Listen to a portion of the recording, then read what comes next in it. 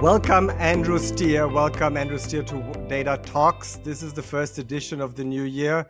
It's a very special privilege to be with Andrew Steer. His CV is so long, I can't give you all the details. We'll talk about it, but Andrew is the leader, one of the leaders in the world on nature, climate, and biodiversity. Welcome, Andrew. Thank you very much, Wolfgang. It's a great honor to be here. I love what you're doing in the World Data Lab, and I love your podcast. So what could be better than that?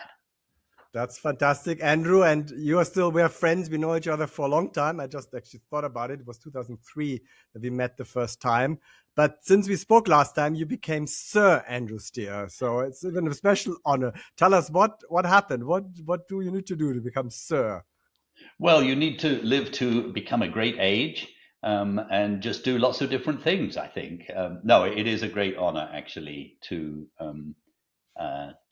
be recognized by His Majesty, King Charles. But just as I'm sure you would say, when you look at your amazing achievements, they're actually not yours. They're the teams that you've worked with. And that's exactly what I feel like. And I look back to when you and I worked in Indonesia together, and you think about the wonderful things we were able to deliver together. Although, thank you, Andrew, for saying this. And indeed, this was still treasures and special moments when we worked together in Indonesia. And maybe just in brief for the audience, so there's a few of them in basically my environment that don't know you yet so well. You have many stages in your career. We'll talk about the environment in a minute, but with the World Bank, with WRI, Bezos Earth Fund, and now with LSE and the Royal Botanical Gardens. Just tell us a little bit about that whole journey that you have been part of. Well, I started out as an economist, teaching at a university, did my PhD, joined the World Bank as a macroeconomist. And it was actually while I was there, I realized that we were missing something with regard to the natural world. We talked a lot about human-made capital, factories and bridges and airports and so on, and roads, but we didn't talk about natural capital. And so it became clear to me that we needed to do something on that. So I had a great privilege of leading the environment department of the World Bank, and then leading World Bank activities in East Asia, and then joining the British government as Director General of what was then DFID. It's now part of FCDO, and then became Special Envoy for Climate to the World Bank, and then became a President CEO of the World Resource Institute, which is a wonderful organization. We now have about 12 offices around the world, about 2,000 people doing really fascinating work. And then Jeff Bezos kindly called me up and said he had created a fund, $10 billion to be given away as grants this decade, and would I be interested in coming and leading that? So for 4 wonderful years, I worked there, and now I'm a professor at London School of Economics and at Georgetown University, and doing some other pretty interesting things, I hope, on nature, and just becoming the chair of the Royal Botanic Gardens at Kew. Wow. Those who know Andrew know one thing: Andrew will never stop. And that's an inspiration, Andrew. I know you will never stop. The World Bank retirement age was always a pain on some of us. And so I think we'll overcome that. I want to do 2 things in this podcast, and it's the structure we also use: a look backward and a bit forward. Today, we are obviously, climate change is all around us, the climate data, the climate discussions. When you started, it was not the case. Tell us a bit, walk us back to the 90s. I just checked it out. In 1992, the World Development Report on the Environment, Director Andrew Steer. Tell us about that time and how you started to shape that environmental science agenda. Well, even before that time, actually, I was an economist working in the World Bank office in Jakarta. The president of the World Bank, back then, this was in the late 1980s, I suppose, he visited, and Indonesia was then the only developing country that had a minister of the environment who sat in the cabinet. And the president of the World Bank met him at some reception And this guy's name was Emil Salim. And he said, look, Mr. President of the World Bank, I'm a member of the cabinet, but quite frankly, nobody really listens to me. Tomorrow, Mr. President of the World Bank, you will be meeting with the entire cabinet and with President Suharto. It would be incredibly helpful if you could say to the president how wonderful it is that there is a Minister of Environment in the cabinet. And it's hard to believe this, but and I was there because I was sort of carrying the bags of the president of the World Bank. President of the World Bank, I said, I'm awfully sorry, sir. We can't do that because we're a development institution. We're not an environment institution. You'd have to talk to an environmental agency. And that was one of the kind of aha moments, a pivot moment in my professional life. And I'm sure we all have them. And because I'd just been doing lots of work on the sources of growth in Indonesia. And Indonesia was doing great. It was growing at 7.5% a year, which in those days was the fastest growing big country in the world. And I'd come to the conclusion, actually, that a lot of that growth, probably 40 or 50% of it, was because they were running down their natural capital. They were pumping out their oil and gas, and they were cutting down their trees. And I thought we're missing something here. Mm. And so that led to a lot of intellectual sort of engagement on my part as we thought about, obviously, man-made or human fabricated capital, and then human capital, education, health, skills, natural capital, and then social capital. And it's only if we understand those four kinds of capital that we can understand the development process. And Wolfgang, you are being sort of deeply engaged in that yourself. And so we need to, when we think about data, we need to think about sort of all four kinds of capital if we are to understand progress. And then, of course, what happened was this was the era of what was called the Brundtland Report, which was the first major UN Secretary General sponsored report on the relationship between the natural world and economic development. That led to the Earth Summit in 1992, and I was asked to lead the sort of first major World Bank blockbuster report on what is the relationship between the natural world and economic development. And so really exciting and huge arguments.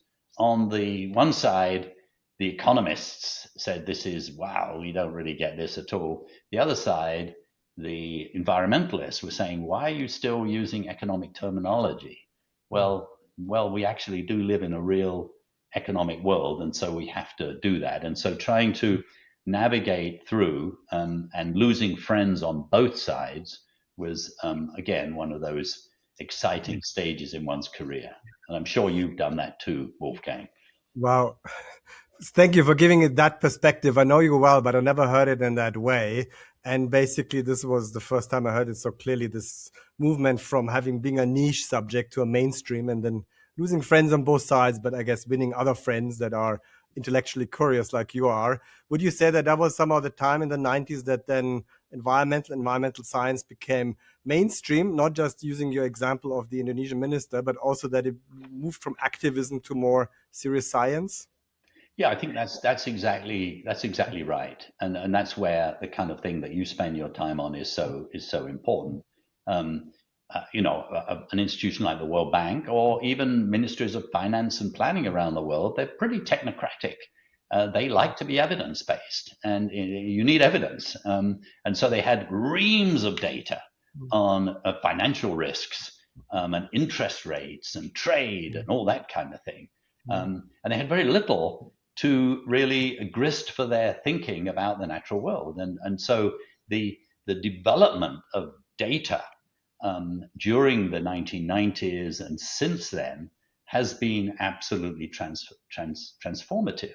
And what's really fascinating now is if you go to, as I spend half my time at the London School of Economics now, you go to a place like that or Georgetown, you find that the number of students who want to do PhDs on the link between environment and economic development is huge. And it's interesting. In Georgetown, I'm in the School of Foreign Service, which is rated #1 in the world for foreign service. They have a major program now where almost all their students, are part of this on science, environment, data. And these are These are people that are going to be diplomats. They're going to be foreign. They're going to be leaders of corporations.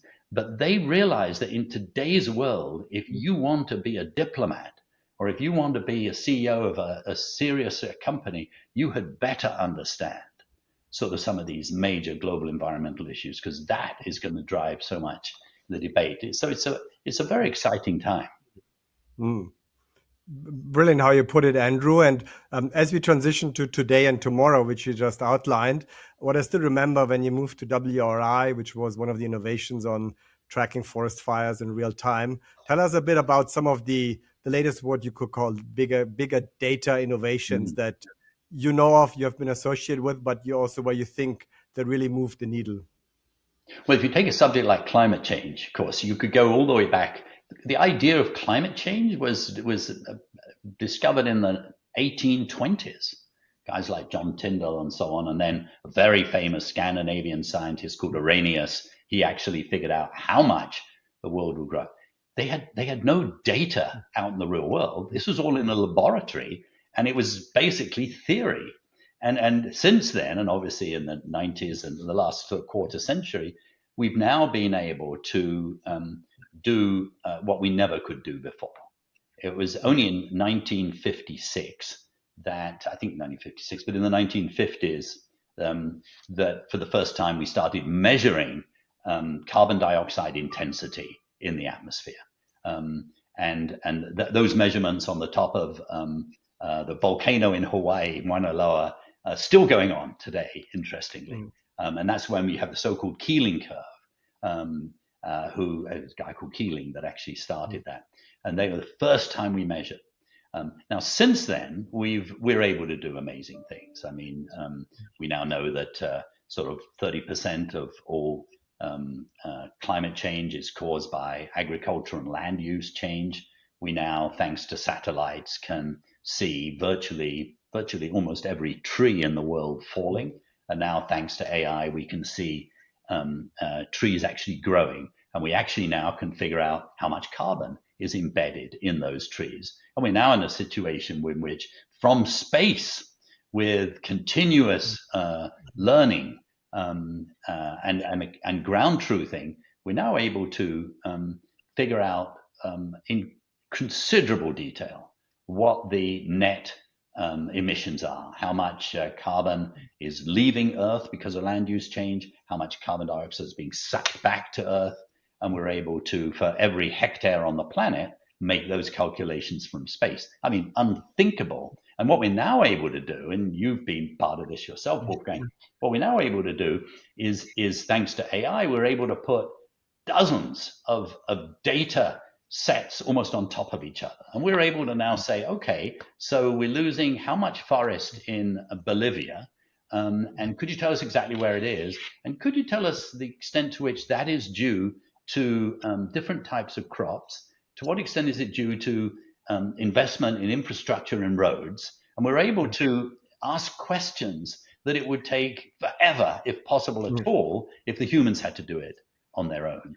And so we're now, for example, just literally in the last 4 years, we're now able to measure methane emissions from space. And before, we always knew methane is actually one of the greenhouse gases you can actually measure directly from emissions. Carbon dioxide you really can't; it's really very hard to do. But methane you can. But now what we can do is down to 100 meters from space, we can say this is how much methane from this gas pipeline is leaking, or from this rice paddy, or this agricultural livestock, factory sort of thing. So we're in a very different situation now, and it's a very exciting stage that we're at. Well, it's fantastic, Andrew, to hear this word "exciting" in a time when there's challenges also, and it is. I agree. It is very exciting in many ways, especially of what's possible.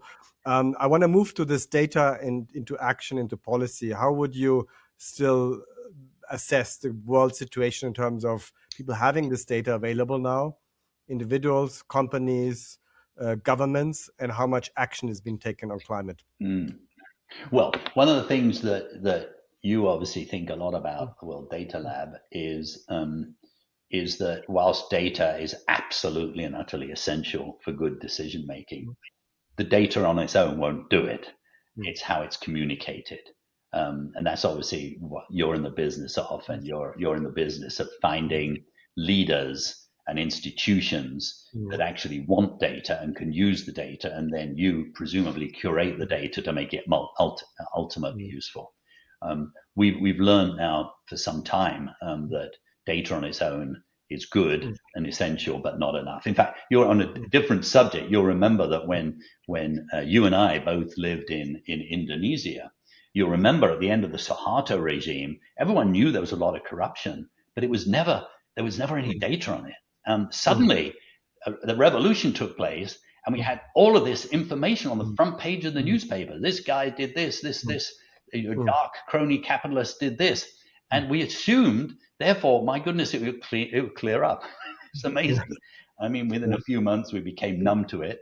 And that's not what it took. It then took a lot of work to set up an anti-corruption commission. You need the infrastructure that will actually do something. You need legal reforms and so on. So exactly true in climate data now is that, I mean, we have amazing leadership in some companies. I mean, maybe a third of all major companies really want to do the right thing. They are using data to advance.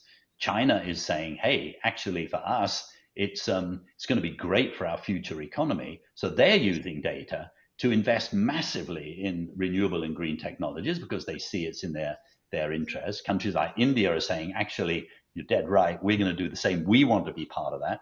But of course, obviously, I'm speaking to you from Washington, D.C., and government in this country doesn't take the data seriously. So we need to look for those that will take the data seriously, and we need to not give up. We need to continually try and identify, so what exactly is the issue that would turn middle America to recognize that it is crazy to ignore climate and nature loss. I mean, this is hurting their grandchildren, their children and themselves today. And so we need to continually sort of look for that, those entry points. Then, and let me add a bit different angle also, Andrew, and get your perspective on that, which is also where do you think we stand with the effort to mitigate climate change? Because as you know, last time we met, we launched the World Emissions Clock in Washington, D.C. with the World Bank chief economist. You were there to help us launch that at that time. And we just did our latest projections. And guess what? This year, actually, emissions won't go up much. They'll be about stable. They're very high, 60 gigatons. That includes the methane. But there's been a lot of progress, including actually in the US, interestingly. And isn't it sometimes also that we should be alarmists, but we should be alarmists in a certain measured way to say some things go right, some things go wrong. It's not all. We're not at the end of the world currently. And I sense that sometimes the activists don't look either at the data as carefully as they should. Well, I think you're right. We have to juggle, hope and despair.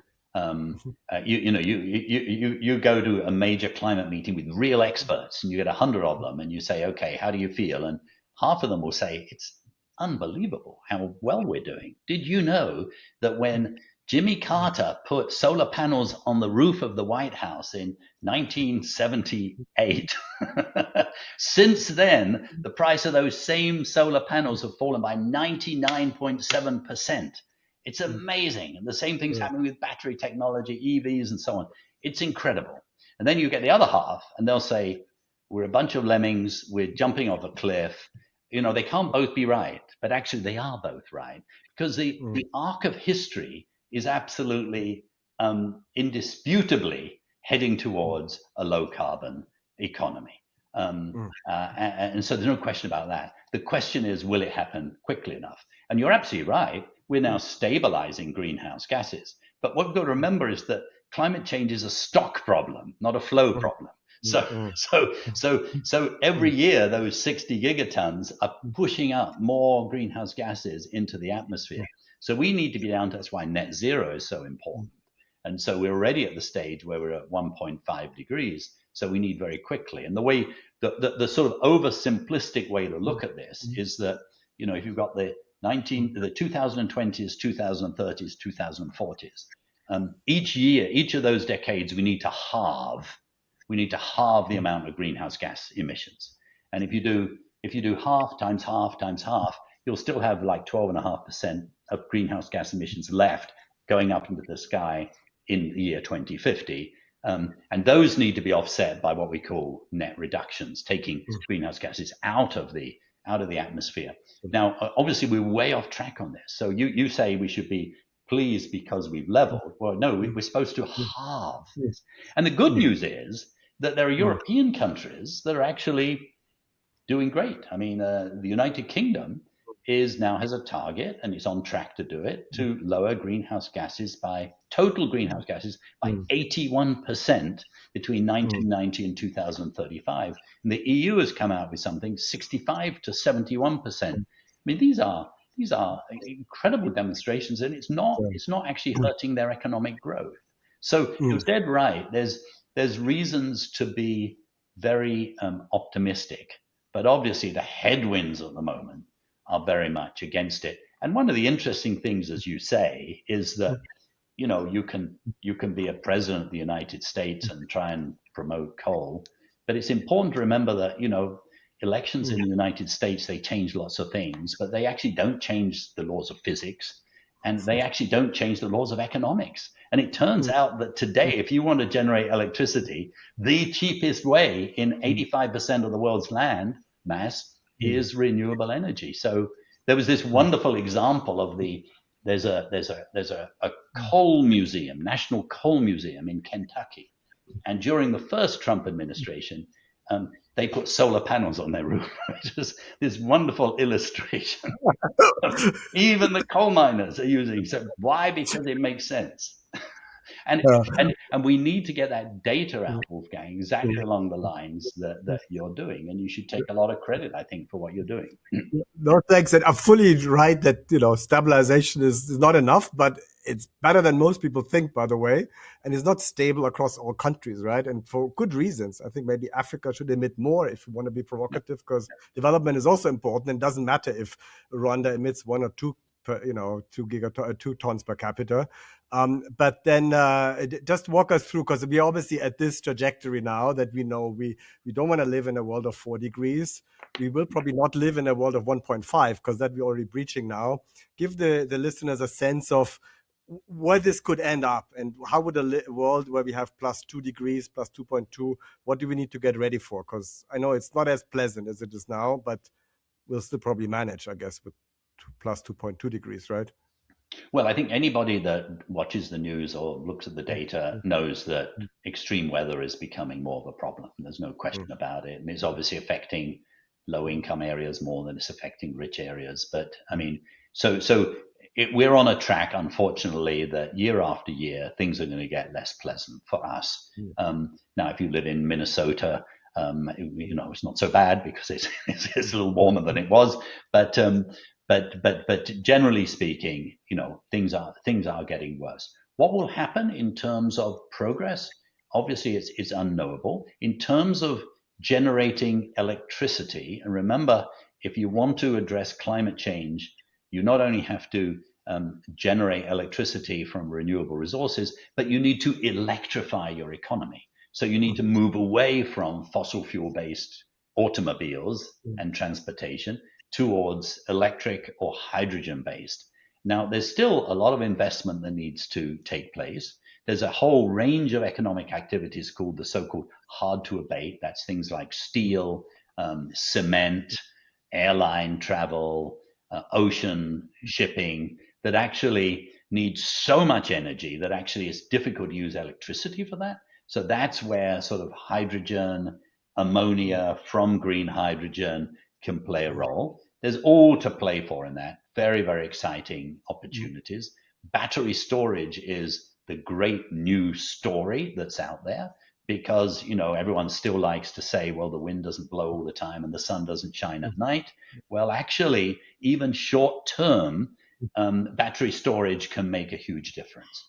There's this wonderful program that the World Bank and the African Bank are leading at the moment with the Global Energy Alliance called Mission 300. Bring electricity to 300 million Africans by the year 2030. Will that be renewable or will it be fossil-based? Well, if you can now have short-term battery storage, which is perfectly affordable, yes, the sun goes down at 6 o'clock, but you only need 4 hours more electricity that comes from the storage during the day to enable you to have an evening where your kids can do the homework, you can do reading. If you're a store or a restaurant, you can do it. And so there are unbelievable blessings that are coming from technology right now.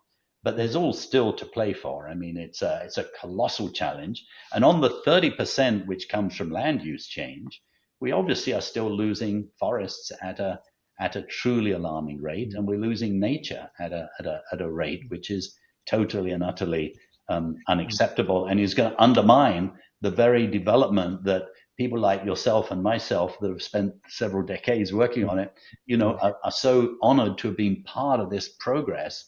That could all be threatened and undermined. Yeah. Well, so nicely put, Andrew. And I want to come to at the end on your recent appointment in the Royal Botanical Gardens, and also how you outlined, the frontiers in measurement. And by the way, if you want to get the viewers the whole history of the environment and development, Andrew, I think recently did this amazing, almost centennial talk. I think it was on July 4th, right? Didn't you do that in Yeah. Philadelphia? Yeah. Yeah. That, please watch that, and I'll put it in the link when we launch this podcast. But coming back to your, describing the frontiers of data science and an environment, talk about us of your new appointment, and also what are the areas you still expect, where there's still a lot of unknowns, like in the oceans and beyond. Where do you think is the next frontier of understanding the environment better? Well, there still are lots of unknowns, no question about that. And you're dead right. In nature, there's still a huge amount. You think about it, we think there are about 8 to 10 million species in the world. Could be up to 40 million, but sort of 8 to 10. So far, we've only identified 1.8 million of those. So there are all these species which we are losing at the moment before we've even discovered that they exist. And this is a terrible shame. Now, the reason it takes so long to identify new species is because it's extremely complicated. What you can now do with AI, you can, using sight, sound, and DNA, you can get AI to sort things through incredibly quickly.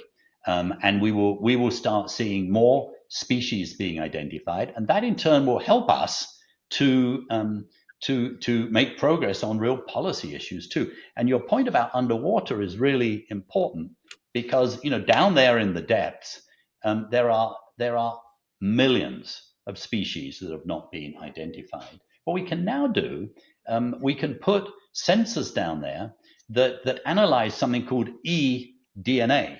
And eDNA is, all you have to do is test the water, and these species leave traces of their DNA in the water. You can then analyze that, and thanks to AI, you can sort through all of the many different types of species. Where does this fit? Is it new? How different is it from the others? Can sort that out. So it's a very, very exciting time. And one of the many reasons I'm really thrilled to be working with the Royal Botanic Gardens in Kew, which is the number one botanical research institute in the world, is that they don't only look at plants, but they look at fungi. And you might think, well, who cares about fungi? Well, we wouldn't be living without fungi, and agriculture wouldn't exist without fungi. And what goes on under the ground is a total mystery. And so far, we've only identified 5% of all the fungi species which exist. And yet it is fungi that does transactions with the roots of plants, where it takes for example, carbon and gives other nutrients to the plant. It's a great mystery. They sometimes say that we know more about the dark side of Mars than we know about what happens 1 meter beneath your feet. So this is a sort of thrilling area. Andrew, thank you so much for this incredible tour de force. Obviously, I know you well, but this was something new to me to get this so compact, so inspiring. We end these podcasts always with something, I hope you're not surprised now, by your favorite number. So tell us your favorite number and the story behind that number. Well, let's see.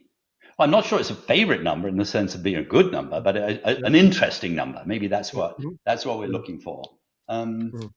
So there are 65,000 species of vertebrates that exist in the world. One of those species has doubled in population in the last 50 years. Guess which one that is? Humans. 5,000 species that, say again, what is their characterization? That vertebrate. Vertebrates. So animals that have backbones. So there are 65,000 vertebrates, species of vertebrates.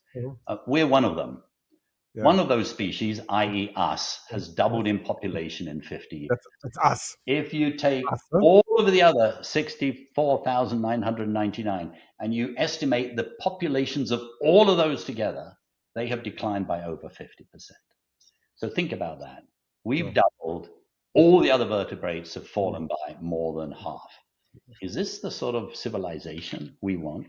And a related data is this. If you took all of the land-based mammals in the world and you weighed them all together, and you go back to 10,000 years ago, which is when we invented agriculture, and you looked at the ratio of wild mammals to cultivated mammals and human mammals, 99% would be wild animals. Do you know what the percentage today of all the wild mammals compared to all of these land-based animals compared to the cultivated ones, i.e. livestock and ourselves? 3%. 3% of the total mass of land-based mammals are wild. 3% of the total weight. Humans account for like 30%, and livestock animals, which we cultivate ourselves, are about 65%. So we've changed the world in a way that has benefited us, which is good. But if we don't keep our eye on what we are doing to nature, we are going to undermine the progress for our progeny in the generations to come. Sir Andrew Steer, thank you. Very inspiring. Lucky students who will be taught by Andrew Steer in Georgetown and LSE. And I hope some of our kids and grandkids will go to these universities. Thank you so much, Andrew. Thanks, Wolfgang. It's a pleasure.